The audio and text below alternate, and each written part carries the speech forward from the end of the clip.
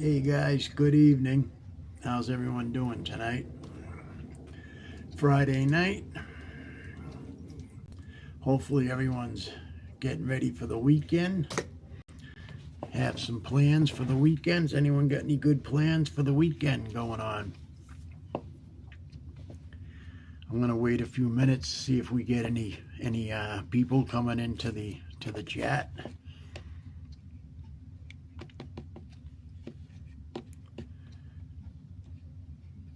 Hey, chatters, just giving it a few minutes, waiting to see if anyone comes into the chat. Like, subscribe, leave a comment at Boston Bill. How's everyone doing tonight? It's the weekend. Friday is finally here. Hopefully everyone's getting ready for some weekend plans. I myself am getting ready for 2 back-to-back storms. We have a nor'easter coming Sunday. We're getting some rain mixed with snow and ice tonight, which I'm not looking forward to. It's not going to be good. Tonight we're going to do like an open chat. If anyone wants to, any certain topics you guys want to talk about, that'd be great. Anything you guys want to talk about be great. We're going to have like an open platform tonight, or we can do a little recovery, a little bit about my story, whatever you guys want to hear. If you guys want to request like something, like if you got any topic ideas or conversation ideas. I was going to talk a little bit about depression tonight, recovery, homelessness, and anything else that you guys feel is important to discuss. That's what this platform is for. It's for you guys. Hey, how you doing, Mr. Unhappy Male? What's happening? So like I said, I'm from Boston, Mass. My name is Bill, and I come on every night at 6:30 to basically have an open platform, discuss whatever you guys want to talk about. Anybody got anything on their chest they want to get off, or I do like, can you ask me a question? Absolutely. Shoot away. Go ahead, ask. What's the question? You can ask me anything you like. Whether I answer the question is on you, or on me, I should say. Depends what you're asking, I do got to follow certain guidelines on here, or I'll get bounced. But I'm pretty much an open book. If you want to ask something, go ahead, ask me.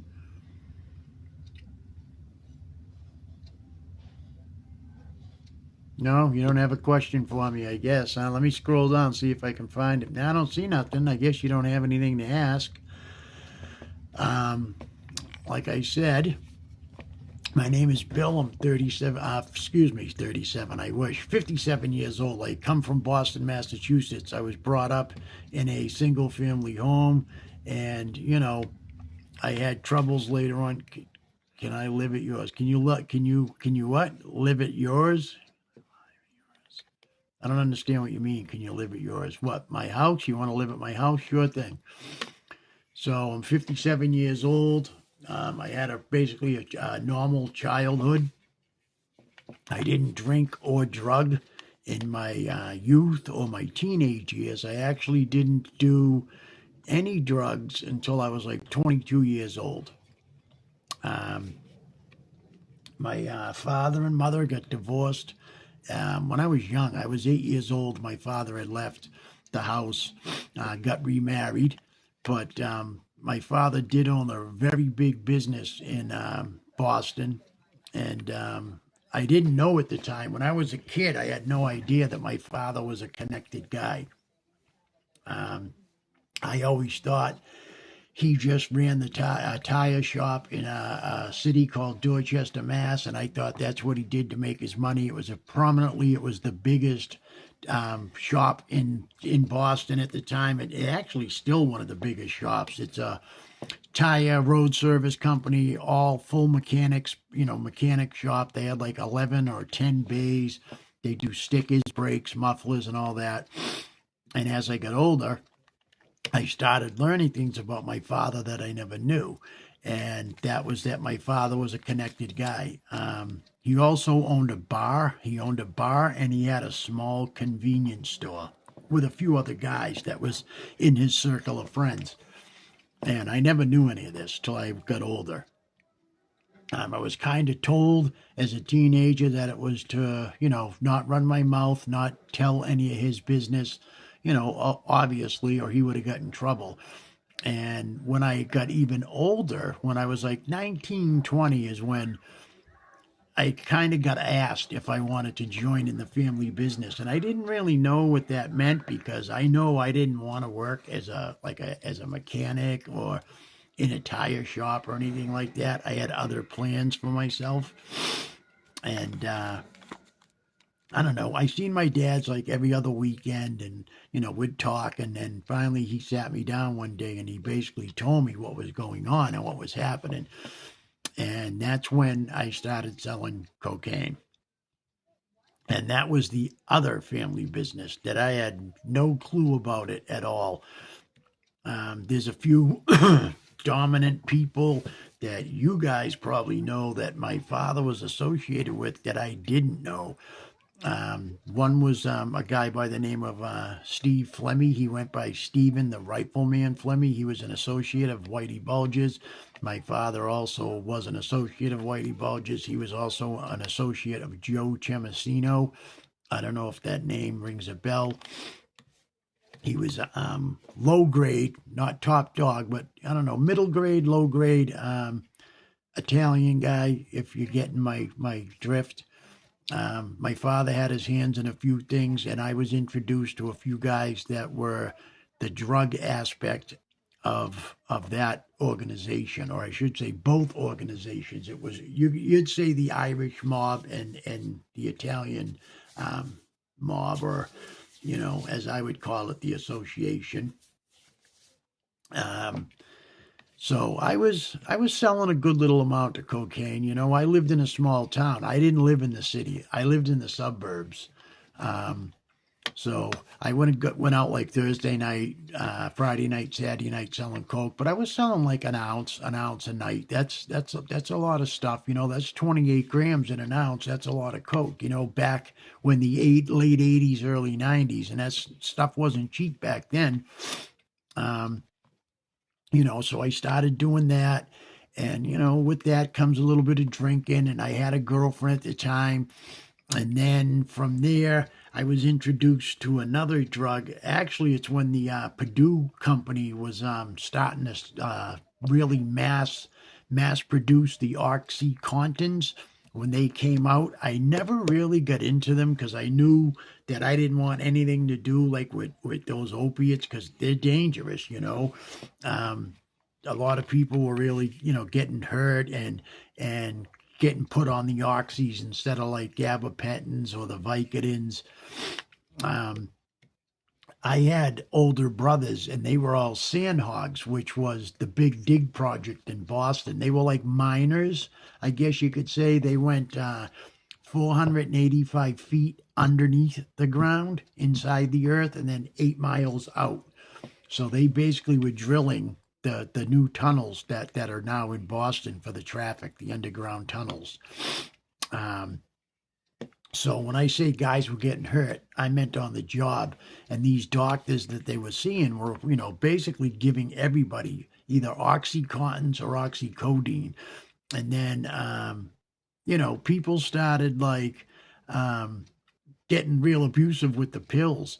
And then what happened was it was getting expensive. Them pills were going upwards of like $75 a piece. I guess like you could say $1 a milligram, but they'd give you a break or what have you. So guys were starting to buy heroin and not buy the pills because it was a lot cheaper. So that's kind of when it came around to the town I was living in. And someone had introduced me. I'll never forget, it was a Sunday night. And they're like, hey, you want to do a bump? And I figured they were talking like a bump of coke, So, yeah, why not? I was doing a little coke back then. Not a lot, just a little bit. And I did it, and I felt totally different. I had this real warm feeling come over me. And like, it was a whole different experience. So I kind of asked, like, what is that stuff? You know how things happen, people coming in, people going. So I kind of like forgot what I was getting at with this guy. And he didn't get to like explain to me exactly what I just had done. So like 2 days later, I'm talking to the same guy, and here I see him again, and I say, hey, you got any more of that stuff you had the other night? And I buy a few of these bags, and they were small glassine bags with a stamp on them. And the name of the stuff was called black coffee. And I knew nothing about like the glassine bags or the wax bags with the different stamps on them. So now I guess it's heroin, They had what they call a bundle, which is 10 bags, or a half a bundle, or a brick, which is 50 bags. So I started using this stuff, 3, 4, 5 days in a row. And then I had got up on a Sunday. This is a week later. I had got up on a Sunday morning, and I felt terrible. I didn't know if I had the flu or I caught something from somebody, but I was like sweating profusely. I felt awful. I was nauseous. I was gagging. My stomach started getting like bubble guts. And next thing straight runs, and I'm like dry heaving bile. And I had no idea what was going on. And so I made a phone call, and it was actually to the girlfriend of the guy that was supplying me this stuff. And I told her what was going on. She's like, oh, I know what you got. And I'm like, well, do I got the flu? Or, what do I have? And she's like, hey, can you come by my house? And I'll kind of talk to you and let you know what's happening. She only lived right around the corner, from where I was living at the time.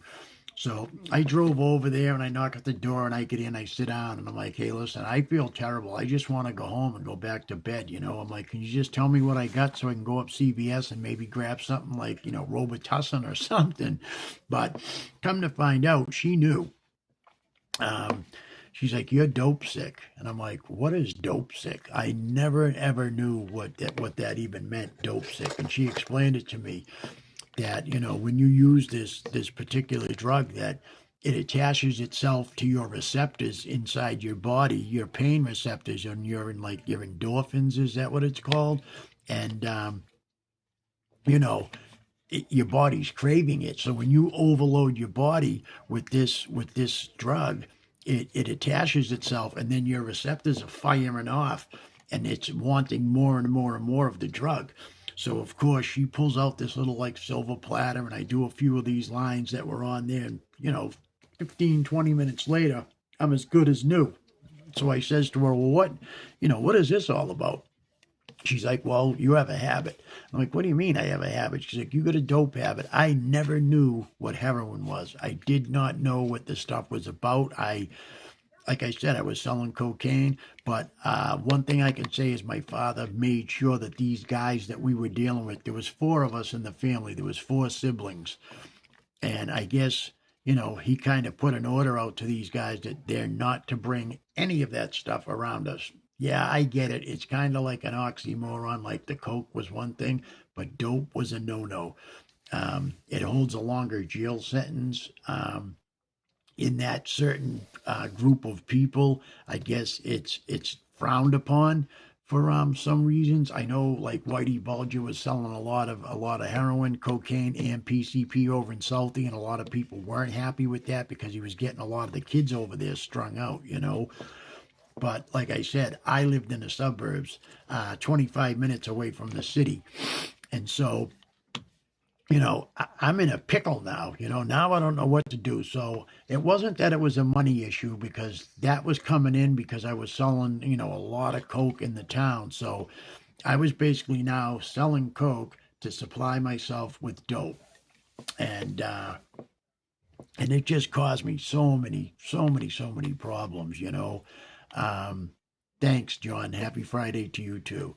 So, I'm going to try to stay away with like a long, drawn out story. You guys know what happens when you use drugs. There's a lot of loss. There's a lot of troubles with the law. I did get arrested multiple times. I have a few, I'm convicted of felonies. I have, I think, 4 felonies on my record, which to me was a devastating blow because I always wanted to go like hunting and go to like the shooting range. Well, you can't have a gun permit when you're a felon. And I've already tried within the last 10 years to kind of talk to a lawyer about getting my record expunged so I can get my license to carry. But I need a lot of money and a good lawyer, and I don't happen to have neither of both right at the moment. So it's going to be a little while. I did serve time for what I got involved with. I served 4 incarcerations at a county jail called the Dedham House of Correction or the Norfolk County House of Correction. But I say it's a county jail, but it housed federal inmates, state inmates, other counties that did do transfers if people wanted to switch out because of visiting or whatever. So the only thing about this new jail, it was new because there was an old Dedham House of Correction down in Dedham Center, and they built the new one dead center in the middle of the highway, figuring it's on the highway. If there was an escape, you're not going to go too far. It's way up on the top of this big hill. When you get driven in, you drive up this big hill like almost like a ski resort, and you're dropped in the middle, and it's a giant cage around the whole place.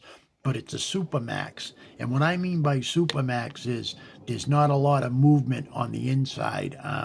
It's not like the jails you see on TV where these guys are sitting back and lounging around. There was no televisions in the cell.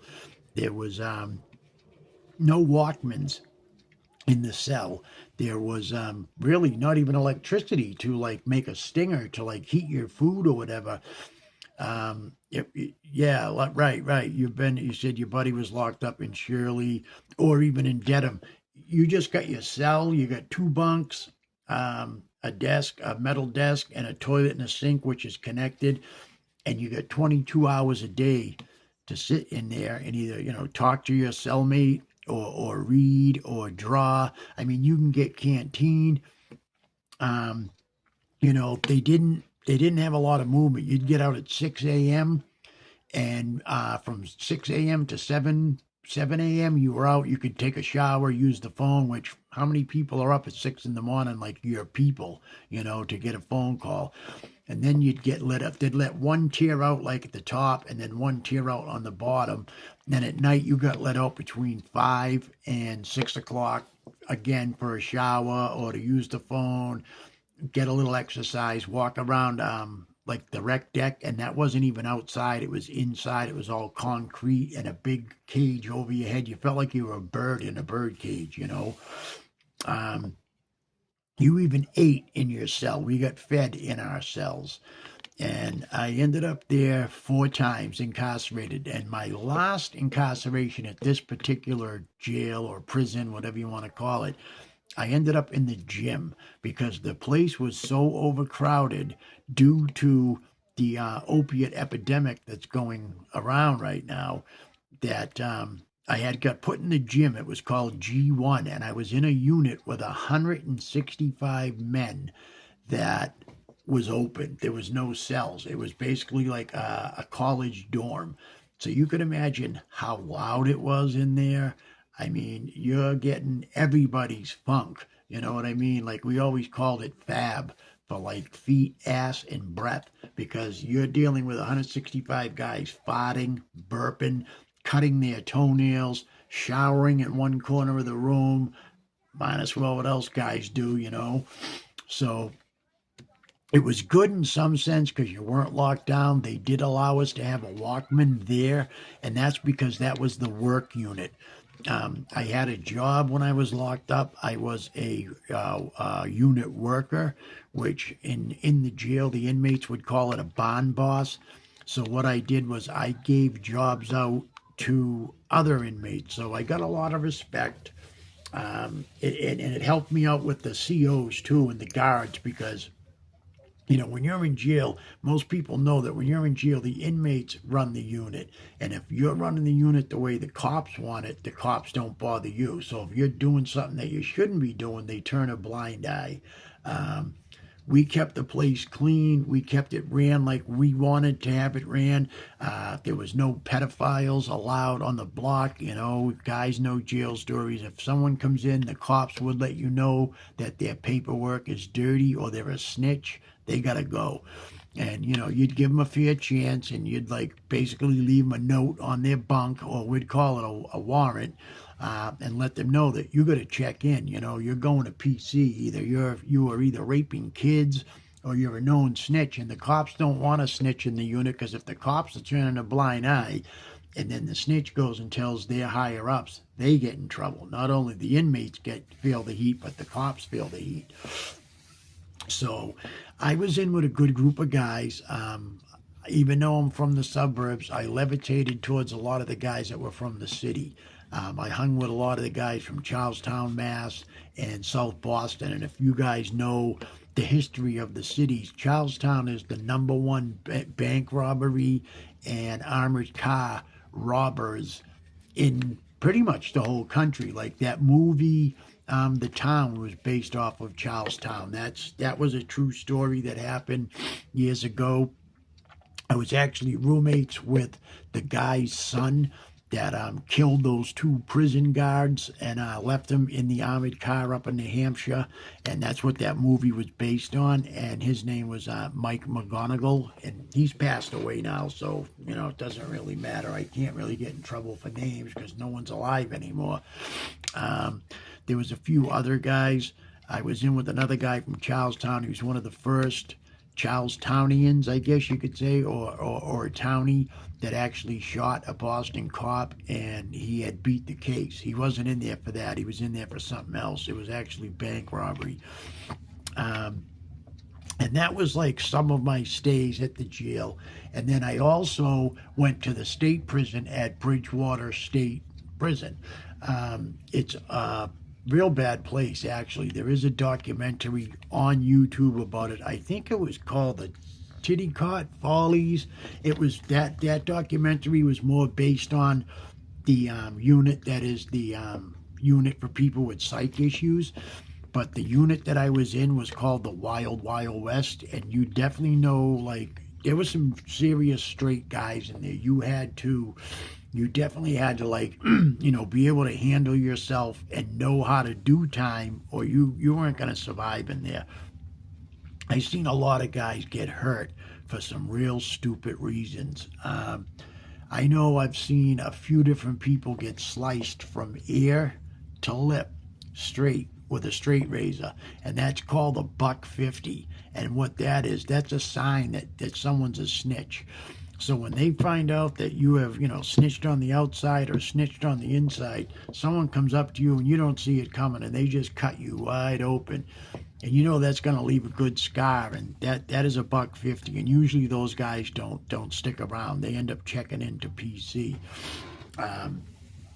There was a kid that was from my town in my unit, but he wasn't a friend of mine, and I kept telling him, don't gamble.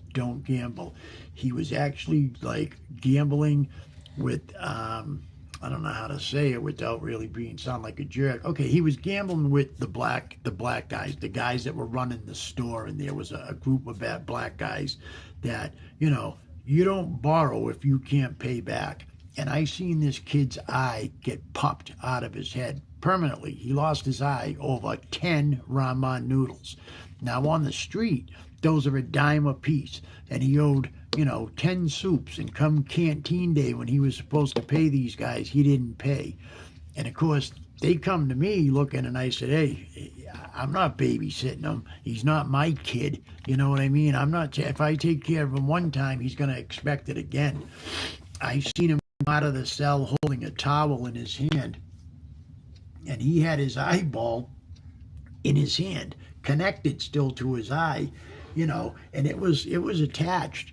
But, you know, we got the word a few days later, because the guy never came back, that he lost his eye.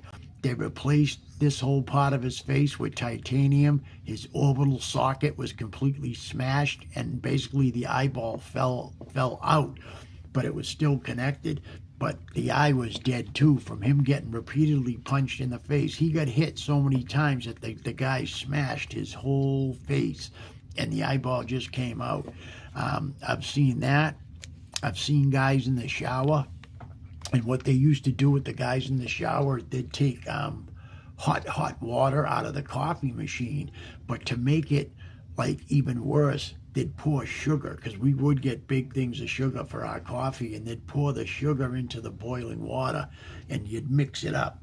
And what that would do is it would make it like the old days when they used to say, oh, they get tarred and feathered. Well, when sugar melts, it caramelizes, and they'd take that bowl and dump it right over the guys in the shower, and that would stick to them and burn them really bad.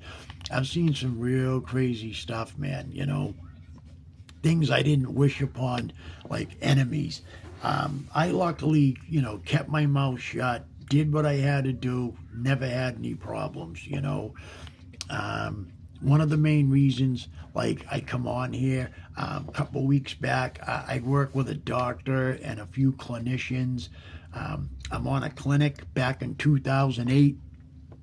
I got on something called Suboxone to, you know, get clean, sober, and start to, like, you know, my journey back to like living a normal life. So I got on the medication. I knew nothing about it. Someone had told me, and it worked. It worked great. And what happened was, I have a wicked head cold. I have a wicked sinus headache right now, so excuse me. I'm kind of like trying to not wince in pain. But so what had happened was, I got on the Suboxone in 2008, and everything was going great, and it was like 10 years, you know, and I was just, you know, things were getting good. I was weaning down off those. It was getting real close to me being done, and then all of a sudden this COVID hit in 2021. So in talking to my doctor, he let me know that he was an older gentleman, that he was going to be closing his practice. He wasn't just going to take a break and you know, do the telehealth phone calls. He was closing down the practice. So I had nowhere to go, nowhere to turn. He's like, you got to find somewhere else to go. Like, you got like 2 weeks before everything is complete. This is before everything was completely 100% shut down. So I had to make some phone calls. I couldn't find anyone, because the thing is, when you're on these clinics, you got to go in person. Like, when you first get on, you got to do an intake. They need your insurance stuff they can't do over the telephone. I couldn't find anybody that was open that was doing the Suboxone. There was other clinics, but for other things. The Vivitrol shot, Subutex, but they use that for women. 1, I'm not a woman. 2, I'm not pregnant, because you got to usually be pregnant when you put on Subutex. So I did know about the methadone clinic, so I made a phone call a week before that I got on, and they were accepting people still because of the pandemic. So I went in on a Monday. I did my intake. Wednesday I was discharged from the Suboxone clinic, and Thursday I seen their doctor, and then Friday I started dosing. That was back in 2021. So it's been 5 years, going on 5 years, I believe, that I've been on the clinic. I'm on 200 milligrams of methadone. I go 6 days a week to dose. This was the downside of it. With the Suboxone, the doctor would make a phone call. I'd go once a month and see him. He'd call the pharmacy. Boom, the meds would go to the pharmacy. I'd get my stuff and I'd take it home, my Suboxone. First, it was a pill. If any of you have been on the Suboxone, you know they switched to a strip that goes under your tongue. That was about a year after I got on. It was good. You know, I could travel. I could do what I wanted to. If I wanted to go away for the weekend in New Hampshire or Laconia for bike week, something, you know, I could go. Well, methadone's different.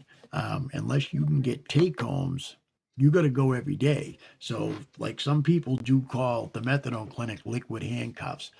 But for me, I'm a little bit lucky because I am retired. I had some health issues come into my life, and I had to hire a lawyer back when I was 50 years old. I'm 57 now, like I said, and I couldn't work no more. They told me I wasn't going to be able to work, and I can see why.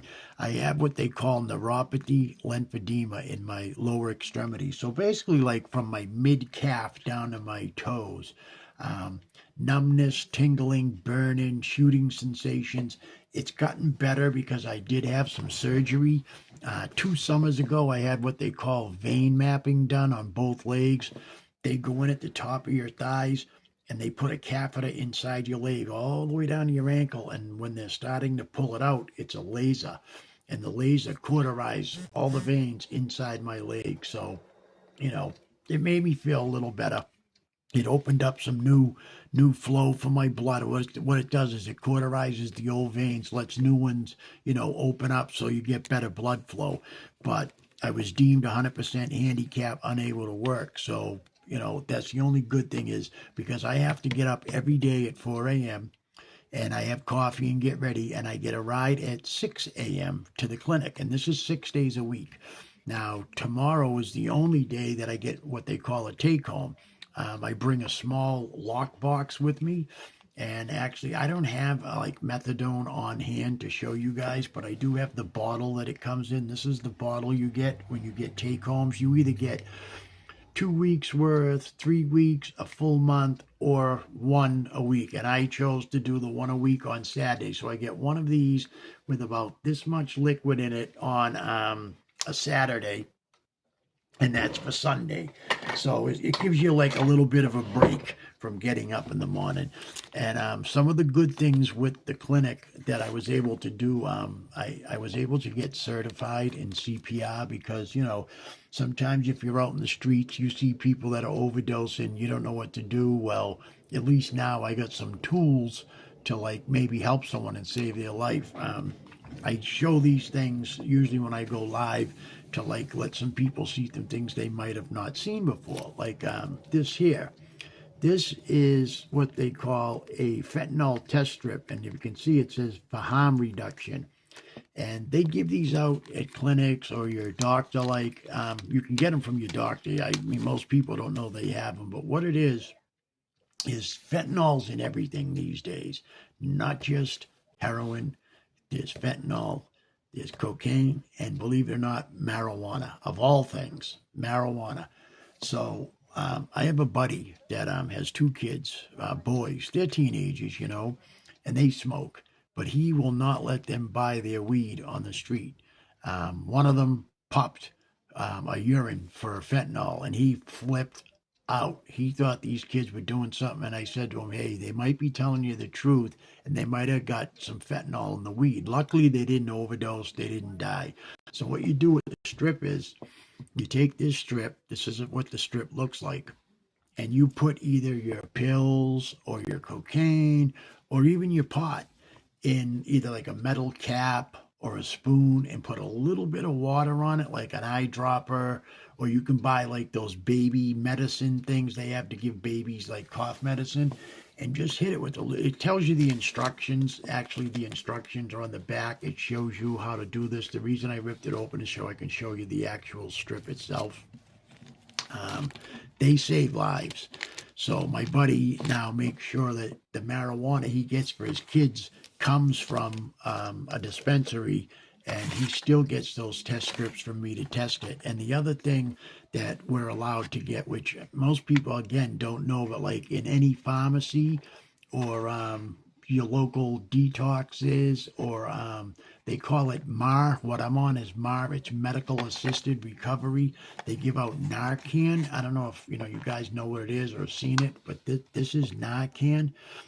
What you do is you'd open this, and this is the dispensing button. You just pop the button, and this goes in their nose, and it goes one in each nostril, and it reverses the effects of opiates. And that can bring someone back to life. Like you see them people that are on the side of the road, bent over, completely wiped out. Like sometimes they pull up, they're on the ground, and they're like, oh, they're not breathing, they're overdosing, they're going to die. Well, if you take the Narcan and you put this in their nose and you pop that red button and this is in their nose, it will save them. I've administered it twice and it's worked. People ain't happy when you give it to them, believe it or not, because when someone's in active addiction and they're, some of these people don't have the money to buy the drug and they're out hustling for it and they finally get their fix and they get high and you reverse the effect. They, believe it or not, more pissed at you for saving them than they are letting them go and dying because they didn't want to be brought out of it. They don't know at the time that they were almost dead, but knock on wood, you were there to see this. I actually carry one in my car.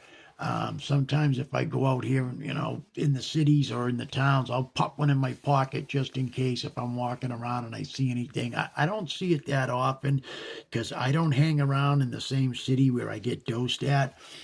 Knock on wood, I'm lucky these days that I'm not living around any of these crazy places. I'm also getting ready to take you guys with me live on the streets so you guys can get a look at what it's like to be in full-blown active addiction to some wild places. Now, some people know about it, some people don't. There is a place in Boston where these two streets match, and it's Cass and Mass. And if you see the news or you Google it here on YouTube, you'll see it, and it's called Methadone Mile. And the reason it's called that is because I believe it's a block vicinity, and on each corner there's a different methadone program. It's kind of where everything is. Boston City Hospital is there. The Suffolk County House of Correction is there. And in any given day, you go in there. They're there right now. There's an easy 175 to 200 people living in there all throughout that whole area. It's a big area. When I say a big block, I'm talking a couple miles in every direction of road in the middle of Boston. But they call it Methadone Mile, and there's families, and there's so much trouble in there. There is rapes, there is stabbings, there's been a few shootings in there, fatal shootings. But like the cops don't hang around there, and there's a jail right there. The biggest jail in Boston is right there, the Suffolk County House of Correction. There's nothing they can do. There's so many people there that they need their own force just to patrol that area. So the mayor did have them all removed, and the next day they were all right back in there with new tents and tops that they turn into houses. But you could imagine the smell when you go in there. It's there's no porta potties, and none of the businesses let any of these people use the bathroom because they're afraid they'll overdose in the bathroom. So there's urine everywhere. There's fecal matter, and I was in there not too long ago preparing for what I want to tell you guys, and I seen rats this big, just crossing the street, carrying trash and everything else. It's pretty wild in there. And now I know the hospital was on Channel 5 News a few weeks ago, and now the rats are starting to chew on the people at night when they're sleeping. And they're getting this certain disease that rats carry. And if the people get this thing, it can rot your skin. It can make you really, really sick. There's been a few people put into the ICU because of these rats gnawing on them at night, and it's pretty wild. So getting back to what I was saying is I want to take you guys with me, and I'm going to go into the Methadone Mile and do street interviews. And that's what I was saying when I was telling you guys I was in there. I went in and I talked to a few people that work for this company, Spectre, which is like a drug counseling, addiction specialist, but they were introducing me to some of the people that have been living down there the longest. I just wanted to make sure, number one, I'd be all right going in there and safe, and number two, if these people would talk to me. I do know some people that stay in there, but when I say there's, an easy, per se, 175 to 250 people living in there, I don't know them all, I know a handful. So what I want to do is bring the camera, a camera rig, and go in there and start doing like a live right from Methadone Mile. And, they agreed to it. So I'm waiting on this weather to subside. We just got 2 feet of snow, 2 weeks ago, and it's still hanging around. And now we're experiencing snow again tonight. There's a video I put on today, one of my shorts, and you can see the snow when it was just starting. And Sunday we're getting a nor'easter. Hopefully it's the last storm of the winter, but more snow. And also I plan on going up to the city where I do dose at, and I was down there last Friday, I think it was last Friday night, and I was handing out dinner, I should say, and it's called Tent City. And it's a piece of land in the city of Brockton, Mass, where I go to my clinic, And there's probably 25 to 30, some nights 35, 40 people living in tents. But they live there like also like Methadone Mile. And a buddy of mine happens to own a pizza shop in town, and he donates food. Zach's Pizza, Randolph, Mass. There's a shout out for your business. Um, you know, he happens to own a restaurant that was in the town I grew up in, and he donates. So there was like 20 pizzas, a whole bunch of sub sandwiches, case and a half of water, a couple cases of Coke or something like that, and they donate the food to these guys. So we take turns, and different guys go up there because you got to walk down the railroad tracks and kind of find your way to the place. And it's, you got to get there before dark, but when you're walking out of there, it's pitch black. So you figure you got to park as close as you can, bring a few flashlights and like a little dolly to get all the food down there. My buddy like rigged up this bucket system, like them bins you can buy in the store, so you can fit the pizzas in and the soda without having to hump it on your back. So I do try to go to the homeless encampments and feed these guys. And, I hand out business cards that, not my business cards, but cards from the clinic. Also, what I've been doing too, which I think it's great that I have the opportunity to do it, is I'm allowed to go to the actual detox where I go in the building to dose in the front. Out back, there's two separate detoxes. One is a lockdown unit. If you get Section 35, that's where you go. It used to be the state prison in Bridgewater. That's like out of commission for that. So you go to the place that I go to, and there's another building for voluntary. Well, I'm not allowed to go to the lock unit for that reason. It's locked. But I am allowed to go to the voluntary unit. So I've been staying up there with the guys. I don't go home. I stay there with them. So I check in just like they check in. Granted, I don't got to go through all the paperwork. I just sign a waiver saying if I'm hurt or anything like that, I can't sue. But there's me and like 3 other guys. There's 4 of us. We rotate on that too. And we go in, we get a room just like they do. Bring my clothes. They do have laundry there, showers, and I go through the program with the guys, but I'm there to help them if they need help. There's only a few orderlies. It's a non-profit place, so a lot of it's voluntary. I clean up after guys that are getting sick. I clog shitty toilets. I pick up puke. I make beds, I do laundry, and I help the guys. A lot of the younger kids that, they go in and they want to get clean. Then they're there a few days and they're starting to feel it. And they're like, oh, I got to get out of here. I sit down and I tell them, it's not going to get no better. If you expect to go out there and use and have anything be different, it's not going to be different, And the least I can do is tell them about the clinic, because some of them know and some of them don't know. While you're there, if you want, you can tell them you want to get on the clinic, and they will sign you up and start dosing you for the clinic while you're there. So you can basically start being on the clinic while you're there. You get your dose there, because while I do stay there, I dose myself. So I do get dosed with the other patients there at 8 a.m. I just try to do the best I can for people. I'm not a millionaire.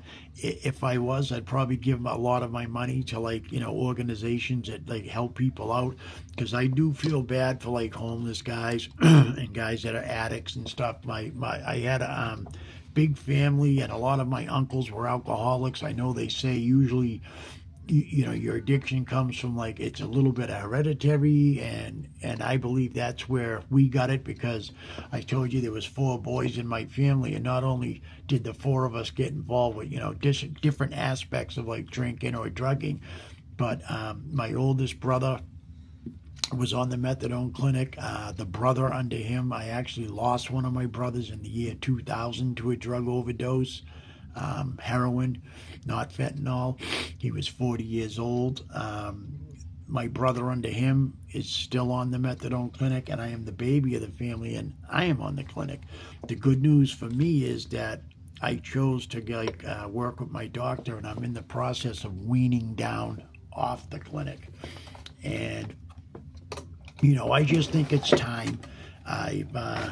I've been doing this for a long time now, dosing, and I was on, like I said, I was on Suboxone, and I was on methadone, and I think that it's time that, maybe I get off and I can enjoy what I have left of my life. Because, I said I started this when I was 21 years old, and I'm now 57 years old between doing drugs, going to jail, going to detox, getting in trouble, losing the respect of a lot of your friends and family, then getting it back, by the grace of God, or knock on wood, like I say.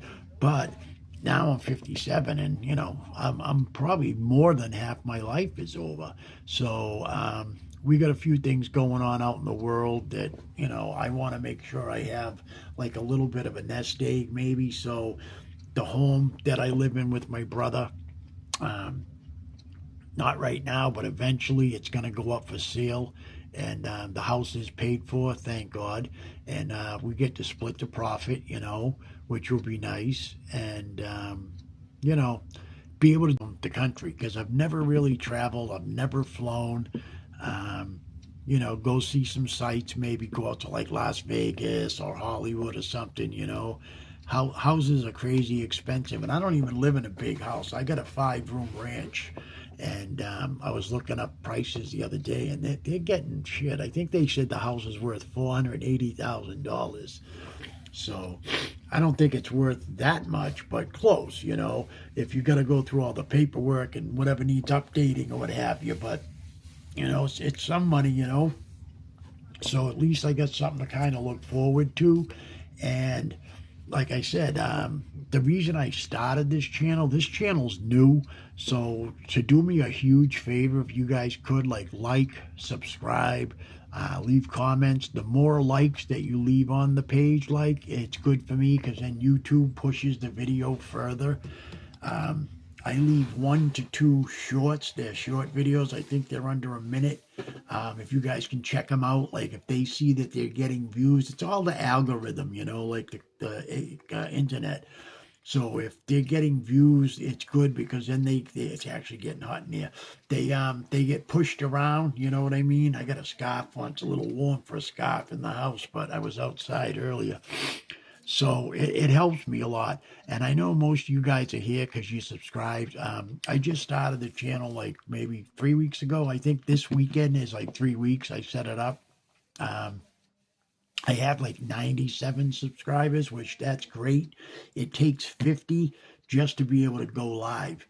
I did get the 50 pretty quick. And then what happened was I couldn't go live, so I was leaving shorts. And then someone told me about an app I could download to be able to go live, and I found it. But now I'm 3 short of 100 subscribers.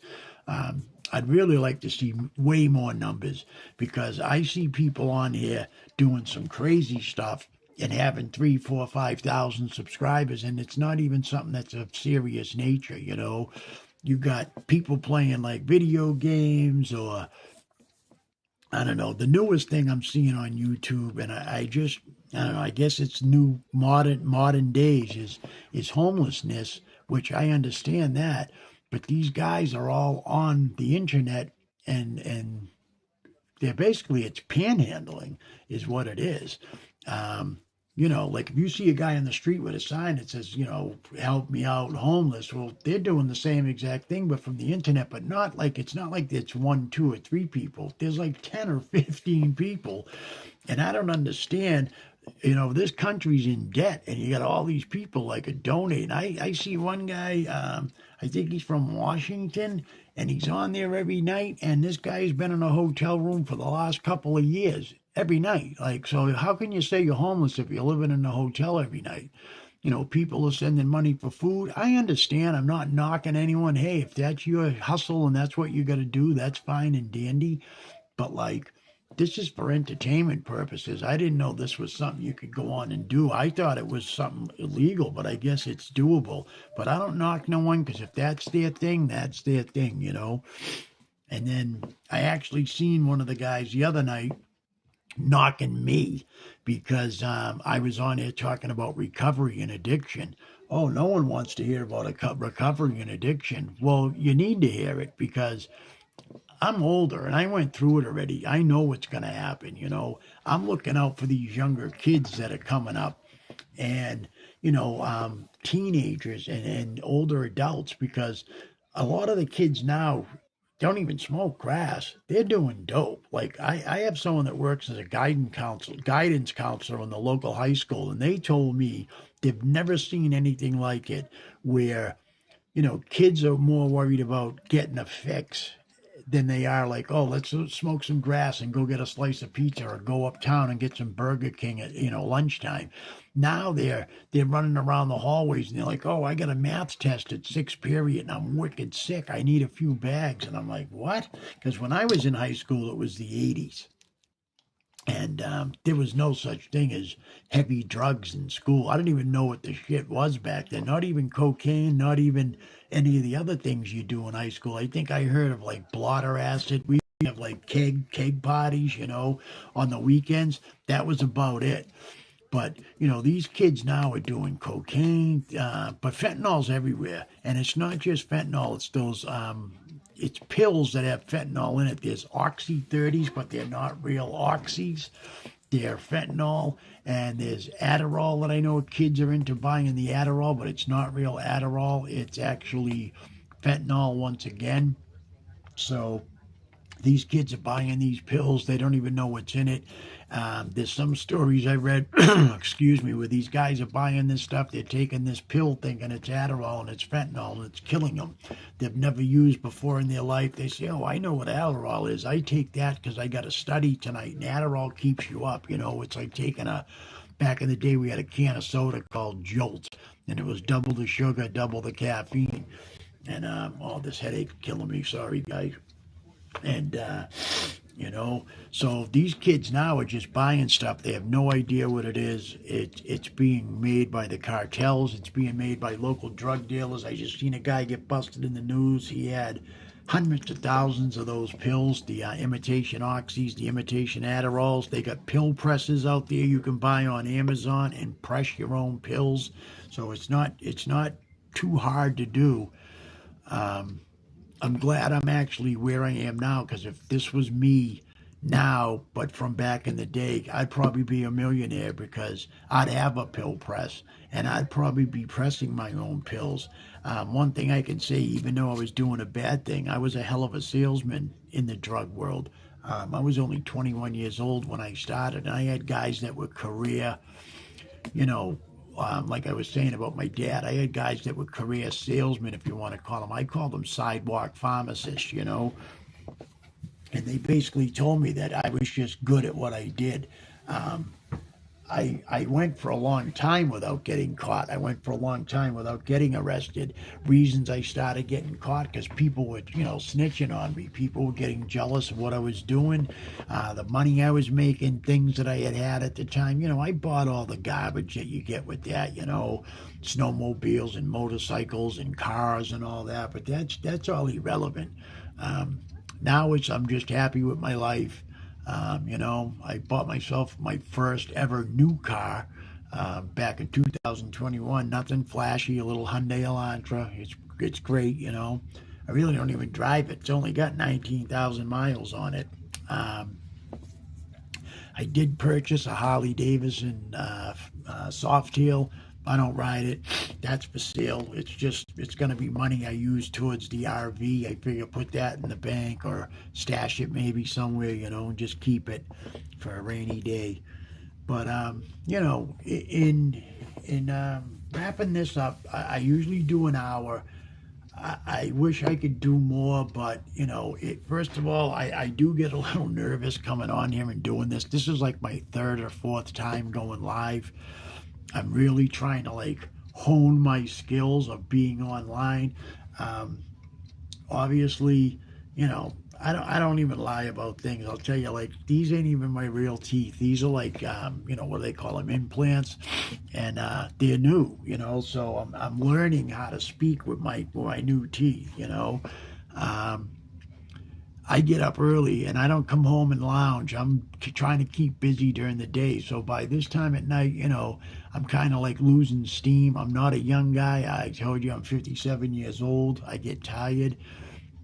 You know, my feet bother me. I'm trying, like I said, to do my best to do these lives. I'm working on some new equipment. It's actually coming. I should have it delivered soon. I bought a couple of tripods, some microphones, some lights, just to make it a better experience, you know. I don't plan on doing recovery every meeting because, you know, I've been doing numbers with some of the doctor and the clinicians at my clinic, and you got to find the right audience for that. And you know, I know a lot of people are coming on because they either know me, or they're trying to help, and I appreciate it. I really do. But I'd love to see my numbers go up. You know, and I figure I'm gonna get some more like knowledge. I know what I know, but I want to know more. You know, I'm doing a lot of reading. I'm getting a lot of paperwork from the doctor, so it gives me like stats on drug use and abuse and homelessness. I got companies that hopefully I can help these homeless guys out with, certain companies that make donations that help these people to maybe get housing and stuff. I'm just really trying to give back, you know, to my community and to people around the world, because I know YouTube reaches endless people. I don't have the numbers I want yet. I see, like, you know, 10, 15. I want to see 2 and 300. These guys that are out here homeless that are online are getting 2, 300 views from people sitting there staring at a camera watching them all day. Well, I'm trying to educate people. Maybe I'm doing the wrong thing. I don't know, you know.